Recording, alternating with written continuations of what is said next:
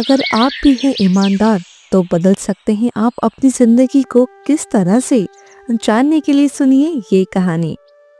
एक बार की बात है, किसी गांव में एक गरीब मछुआरा अपनी पत्नी व दो बच्चों के साथ रहता था।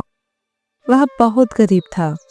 उसके पास एक टूटा फूटा घर, एक नाव व मछली पकड़ने का एक बड़ा जाल ही था।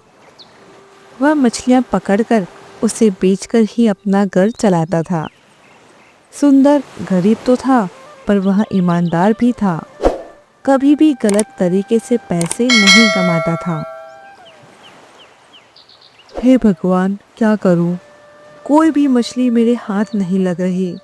अगर ऐसे ही चलेगा तो मैं कैसे अपने परिवार को पाल पाऊंगा? मुझे अपनी पत्नी व बच्चों की चिंता है।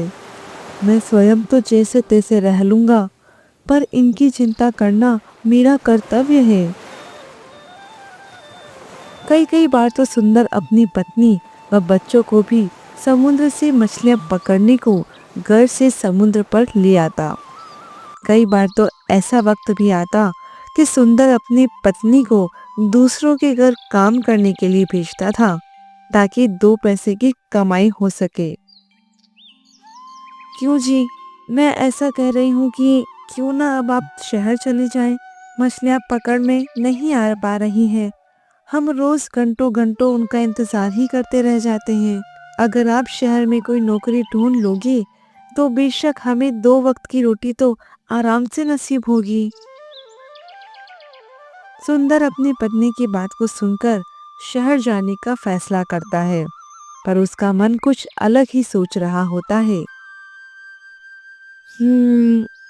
बात तो तुम्हारी सही है, लेकिन मैं कल का दिन और समुद्र में मछलियां पकड़ने में लगाना चाहता हूँ। आखिर जन्म से तो मैं हूँ मछुआरा ही। इतनी आसानी से यह काम कहाँ छूटने वाला है मुझसे। अजी, कहते तो तुम सही हो। ऐसा करते हैं कि हम दोनों कल साथ चलते हैं। रात हो जाती है, सभी जने सो जाते हैं। अगली सुबह सुंदर, उसकी पत्नी समुद्र में मछलियां पकड़ने जाते हैं। उनको आज अलग ही डर और खुशी महसूस हो रही थी, क्योंकि आज वैसे तो उनका मछली पकड़ने का अंतिम दिन जो था। समुद्र में पहुंचने के बाद आज मुझे कुछ अलग ही महसूस हो रहा है। ऐसा लग रहा है जैसे कोई घटना घटने वाली हो। कैसी घटना? ये कैसी बातें कर रहे हैं आप? तभी इतने में सुंदर भगवान का नाम लेता है और जाल को समुद्र में फेंकता है। कुछ देर तक इंतजार करने के बाद वह देखता है कि अरे, यह जाल तो हमेशा की तरह खाली का खाली ही है। लगता है आज का आखिरी दिन भी खराब ही जाने वाला है। आप निराश क्यों हो रहे हो? हमारे पास आज का पूरा दिन है। कोशिश करते रहते हैं और देखते हैं कि क्या होता है।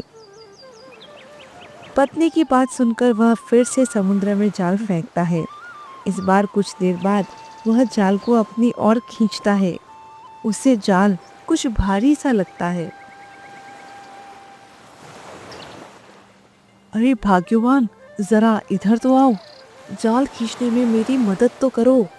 ऐसा लगता है जैसे कुछ भारी सा जाल में फंसा है। दोनों अपना पूरा दम लगाकर जाल को खींचते हैं, और जैसे ही दोनों जाल को देखते हैं खुश हो जाते हैं, क्योंकि इस बार कुछ छोटी और एक बहुत बड़ी मछली सुंदर के जाल में फंसी होती है। हाँ, मजा ही आ गया।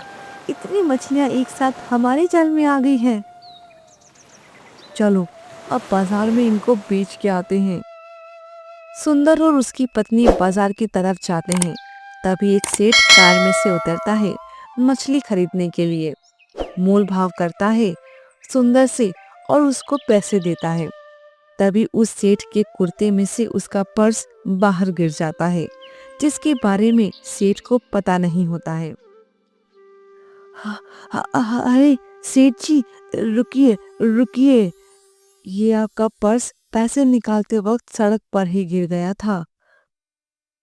सेठ गाड़ी रुकवाता है और सुंदर को धन्यवाद दे। सुंदर, इस जमाने में जो पैसे वाले हैं, अमीर हैं और तुम तो बहुत ही गरीब नजर आते हो।